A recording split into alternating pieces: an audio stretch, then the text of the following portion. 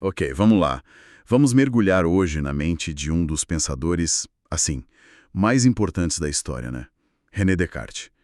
Imagina só por um momento que tudo que você aprendeu, tudo que seus pais te disseram, o que você vê, pudesse ser tipo uma grande ilusão. Foi nesse cenário de incerteza radical que Descartes se propôs uma tarefa quase maluca.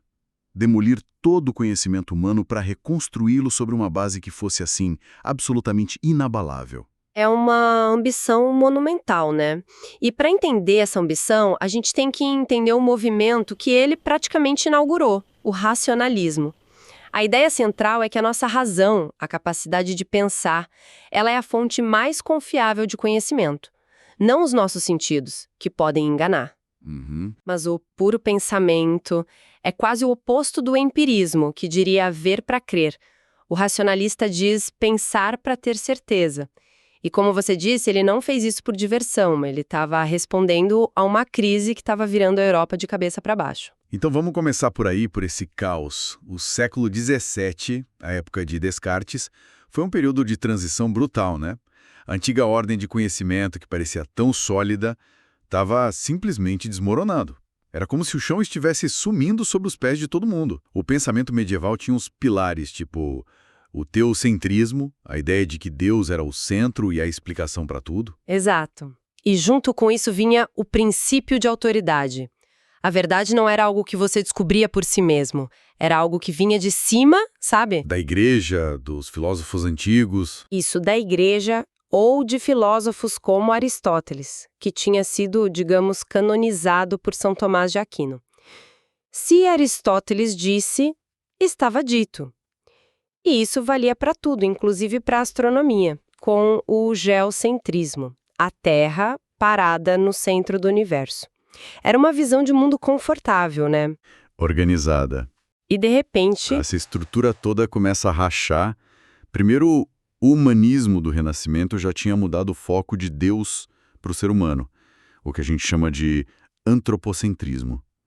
Mas o golpe de misericórdia, pelo que as fontes indicam, veio da ciência, não foi? sim, o golpe veio da Revolução Científica. E foi assim, devastador para a antiga ordem. Totalmente. Nomes como Copérnico e Kepler, eles já estavam abalando as estruturas com matemática. Mas Galileu foi quem tornou a crise visível para todo mundo. E o que é fascinante aqui é como uma única ferramenta, a luneta, pôde derrubar um pilar filosófico de 1000 anos. Galileu aponta a luneta para a Lua e, em vez daquela esfera perfeita, divina que Aristóteles descreveu, ele viu o quê? Crateras, montanhas, imperfeições. Ele viu um mundo como o nosso. Que choque isso deve ter sido. É como olhar para algo que você sempre achou sagrado e descobrir que é, sei lá, feito de poeira comum. Precisamente. De repente, a observação direta de um homem, com um instrumento caseiro, valia mais do que a palavra de Aristóteles. Se você soma isso à reforma protestante, que quebrou a autoridade única da igreja, o resultado é um caos intelectual completo. Havia múltiplas verdades competindo e ninguém sabia mais em quem ou em que acreditar. E nesse vácuo de certeza, o ceticismo se tornou a filosofia da moda, certo? Gente como Michel de Montaigne basicamente dizia que, diante de tanta confusão, a única atitude sensata era admitir que a gente não pode saber nada com certeza. Exatamente. O ceticismo era uma resposta compreensível, mas também era paralisante. E é contra essa paralisia que Descartes se rebela. Ele olha para esse caos e pensa, ok, se tudo é duvidoso, então eu vou usar a própria dúvida como minha ferramenta para encontrar algo que não possa ser duvidado. Antes da gente entrar nesse método engenhoso, vamos conhecer um pouco o homem por trás dele. René Descartes não era um filósofo de Torre de Marfim, né? Ele nasceu em 1596 numa família nobre, o que deu a ele a liberdade de se dedicar aos estudos. Mas ele não era exatamente um nerd clássico. Tinha uma saúde frágil e a escola jesuíta onde ele estudou dava uma permissão especial para ele ficar na cama até mais tarde. Um hábito que ele amou e manteve pela vida inteira. Um hábito que, ironicamente, selaria o destino dele. Mas o mais interessante na biografia dele é que a grande virada intelectual não veio dos livros. Não mesmo. As fontes contam uma história ótima sobre ele visitando os jardins de um castelo e vendo autômatos, que eram tipo robôs primitivos movidos à água. Ele, o jovem gênio educado nas melhores escolas, ficou olhando aquelas estátuas que se moviam sozinhas e percebeu que não fazia a menor ideia de como aquilo funcionava. Foi um baque. Ele se deu conta de que havia um abismo entre o conhecimento dos livros e o funcionamento real do mundo. Foi aí que ele decidiu que precisava estudar o grande livro do mundo e se alistou no exército. E é no meio da guerra, num acampamento de inverno, que a missão dele se cristaliza. Ele relata ter tido 3 sonhos numa única noite, que ele interpretou como uma mensagem divina para criar uma nova ciência que unificaria todo o conhecimento humano. A partir dali, ele se dedica inteiramente a essa tarefa.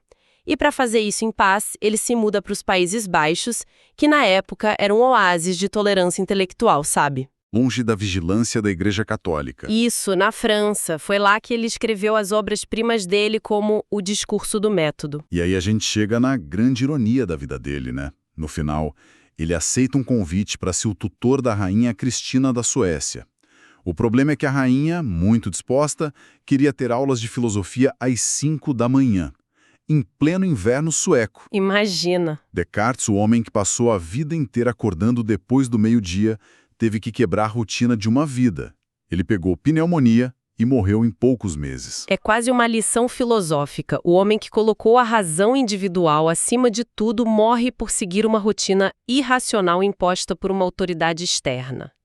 A ironia é realmente trágica. Bom, entendemos o caos que ele enfrentava e a vida que o moldou. Mas como uma pessoa sozinha sequer começa a consertar todo o conhecimento do mundo? Imagino que ele precisava de um plano, de uma caixa de ferramentas, não é? Exatamente, essa foi a grande sacada dele. Ele olhou para a filosofia, com aquelas disputas infinitas, e olhou para a matemática, que produzia certezas e consenso. E se perguntou, por quê? A resposta era, a matemática tem um método. Um procedimento rigoroso que, se seguido corretamente, leva a resultados inquestionáveis. Ele decidiu que a filosofia precisava da sua própria versão disso. E como era esse método? Parece algo super complexo. Na verdade, a beleza está na simplicidade. Ele o resumiu em 4 regras. A primeira é a da evidência. Só aceite como verdadeiro aquilo que for tão claro e distinto na sua mente que não reste nenhuma possibilidade de dúvida. Nada de achismos, então. 0. E a segunda é a da análise. Divida cada problema complexo em tantas partes menores quantas forem possíveis e necessárias para resolvê-lo. Ah, o famoso dividir para conquistar. Isso. A terceira é a regra da ordem, ou síntese. Comece o seu pensamento pelos objetos mais simples e fáceis de conhecer e só depois suba gradualmente para os mais complexos. Construir o conhecimento tijolo por tijolo, sabe? Entendi. E a última? A quarta é a da enumeração. Faça revisões tão completas e gerais que você tenha certeza de não ter esquecido nada no caminho. Certo. É um plano de ataque bem estruturado. Mas para começar a construir esse prédio novo, ele primeiro tinha que demolir o antigo, que estava todo condenado. E é aí que a coisa fica radical, não é? Ele decide duvidar de tudo. Literalmente tudo. De absolutamente tudo. É a chamada dúvida metódica ou dúvida hiperbólica. Primeiro, ele ataca os sentidos. As fontes dão exemplos clássicos, né? Um remo mergulhado na água parece quebrado. O sol que parece pequeno no céu. Exato. Se os sentidos nos enganam às vezes, como podemos confiar neles? Então, tudo que vem da experiência sensorial é colocado em dúvida. E ele não para aí. Não. Ele vai além e duvida da própria realidade física. Ele argumenta: como eu posso saber que não estou sonhando neste exato momento? Nos sonhos, tudo parece perfeitamente real. Não existe um teste definitivo para provar que não estamos sonhando. Então, a existência do meu corpo, do mundo ao meu redor, tudo isso também vira duvidoso? Tudo. Espera aí, isso já é bem extremo. Mas ele leva a um nível ainda mais paranoico, por assim dizer. O tal do gênio maligno. Isso não soa um pouco exagerado? É para ser levado a sério ou é só um exercício mental radical para provar um ponto? Então, são as duas coisas. É um exercício mental, claro. Um exercício com um propósito bem sério. Exatamente, um propósito muito sério. Para derrotar o ceticismo de vez, ele precisava levar a dúvida, assim, ao limite absoluto. Ele levanta a hipótese se existe uma entidade, um gênio do mal, todo-poderoso e enganador, que dedica toda a sua energia a me iludir. E se essa criatura me faz acreditar que 2 mais 2 é 4, quando na verdade o resultado é 5? Com essa hipótese, até a matemática, a coisa mais certa que a gente conhece, vai para o espaço. Exatamente. A dúvida agora é total. Ele está no fundo do abismo. Não há nada em que ele possa se segurar. O mundo não existe. Seu corpo não existe. Nem a lógica mais básica é confiável. É um lugar de completo desespero intelectual. E é justamente aí, nesse ponto mais profundo de escuridão, que ele encontra a primeira luz. A primeira certeza inabalável. Sim, no exato momento em que ele duvida de tudo, ele percebe que há uma coisa da qual ele não pode duvidar. O fato de que ele está duvidando. E para duvidar é preciso pensar. E para pensar é preciso existir. E aí vem a frase mais famosa da filosofia, cogito ergo sum. Penso, logo existo. Essa é a base, o alicerce que ele tanto procurava. É o ponto de Arquimedes que ele vai usar para mover o mundo do conhecimento. E um detalhe crucial que as fontes destacam: o cogito não é uma dedução lógica, um silogismo do tipo todos que pensam existem, eu penso, logo eu existo. Descartes vai dizer que é uma intuição direta da razão. Não é uma dedução. Ah, interessante. Então não é um passo a passo lógico. Não é. Pensa assim, não é como resolver uma equação, sabe? É como acender uma lanterna num quarto escuro e se ver na hora no espelho. A percepção é imediata. E isso é uma virada gigantesca. A base de toda a verdade não é mais Deus, não é um texto antigo, não é um rei. A base da certeza sou eu, o indivíduo que pensa. E essa é a semente da modernidade. A verdade agora brota de dentro, da razão do sujeito. A autoridade se desloca do externo para o interno. É uma revolução. Ok, ele achou o primeiro tijolo. Eu existo como uma coisa que pensa. Mas e o resto? O mundo inteiro ainda está demolido. Como ele traz tudo de volta a partir disso? Bom, a partir dessa primeira certeza, ele começa a reconstruir. A primeira grande estrutura que ele ergue é o famoso dualismo cartesiano. Ele percebe que essa coisa que pensa, res cogitans, a mente ou a alma, é fundamentalmente diferente do mundo material. A mente não ocupa espaço, não tem peso, já o mundo físico é definido pela sua extensão no espaço, res extensa. Então, para Descartes, o meu cérebro, a matéria cinzenta, faz parte da coisa física, a res extensa, e não da minha mente, a res cogitans. Exatamente. O cérebro é a máquina, a interface. A mente é o operador, o fantasma na máquina, como um crítico mais tarde chamaria. São duas substâncias totalmente distintas. Entendi. Isso cria um problema famoso de como elas interagem, mas para Descartes essa separação era clara. Certo, mente e matéria separadas. Mas ele ainda tem o problema do gênio maligno. Como ele sabe se a matemática e a lógica que sua mente usa são confiáveis? Para resolver isso, ele precisa provar que a razão dele não está sendo sistematicamente enganada. E para isso, ele desenvolve um argumento racional para provar a existência de um Deus perfeito e bom que, por ser bom, não seria um enganador. Com um Deus garantidor da verdade, o gênio maligno desaparece, e as ideias que a razão percebe como claras e distintas, tipo a matemática, voltam a ser confiáveis. E as outras ideias? De onde vem um conceito como infinito, por exemplo? Eu nunca vi o infinito com meus olhos, não tive uma experiência sensorial dele. Mais influentes e controversas. As ideias inatas.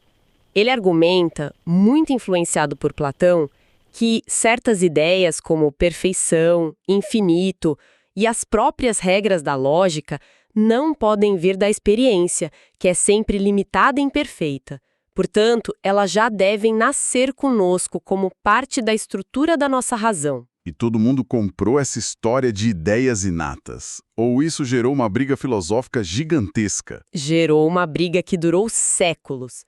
Essa ideia se tornou a linha divisória entre os racionalistas, como Descartes, e os empiristas, como John Locke, que diziam que a mente é uma tábula rasa, uma folha em branco, e todo o conhecimento vem da experiência. Foi uma disputa tão fundamental que um dos maiores filósofos de todos, Immanuel Kant, dedicou a obra principal dele a tentar resolver essa briga, criando uma síntese genial entre as duas posições. E hoje, qual é o legado mais visível de Descartes? Onde a gente enxerga o pensamento dele no nosso dia a dia? O legado é imenso e, muitas vezes, invisível. O método científico moderno, com sua ênfase na análise, na decomposição de problemas e na busca por leis matemáticas, é profundamente cartesiano. Toda a tecnologia que nos cerca, que vem dessa ciência, pode ser vista como uma filha do projeto cartesiano. E, surpreendentemente, ele também é considerado o pai de correntes filosóficas do século XX, como a fenomenologia de Edmund Husserl, que se inspirou diretamente na ideia de Descartes de suspender o juízo sobre o mundo para encontrar certezas fundamentais. E as fontes, elas até faziam uma conexão bem direta com o nosso tempo, né? Fazem, total. Nessa era de desinformação, de fake news, essa busca vigorosa por evidência, essa recusa em aceitar qualquer coisa sem uma análise crítica. É um antídoto, né? Exato. Parece um antídoto mais necessário do que nunca, não é? Sem dúvida. O método cartesiano é, em essência, um convite à responsabilidade intelectual. Não aceite passivamente, não se apresse em julgar, verifique as fontes. É um chamado para usarmos a razão para navegar num mundo confuso, que era o problema dele e, de muitas formas, ainda é o nosso. Então, para resumir nossa jornada, partimos de um mundo em crise onde as velhas certezas tinham virado pó. Seguimos Descartes em sua demolição radical de tudo, através da dúvida, até que ele encontrou no fundo do abismo um ponto firme, o eu pensante. E a partir desse único tijolo, ele reconstruiu o edifício do conhecimento com a razão como argamassa, dando início ao que hoje chamamos de filosofia moderna. E, para deixar uma reflexão final, as fontes trazem uma provocação interessante sobre as consequências disso tudo. Uma delas sugere que a ciência, seguindo esse método, acelera nosso amadurecimento e nos tira de um estado de sonolência primitiva. A razão nos acorda. Isso nos leva a uma questão para se pensar. Ao sermos despertados por essa luz da razão, como Descartes propôs, e deixarmos para trás essa sonolência, o que exatamente nós ganhamos e o que, talvez, a gente perca no processo de definir o mundo por conta própria.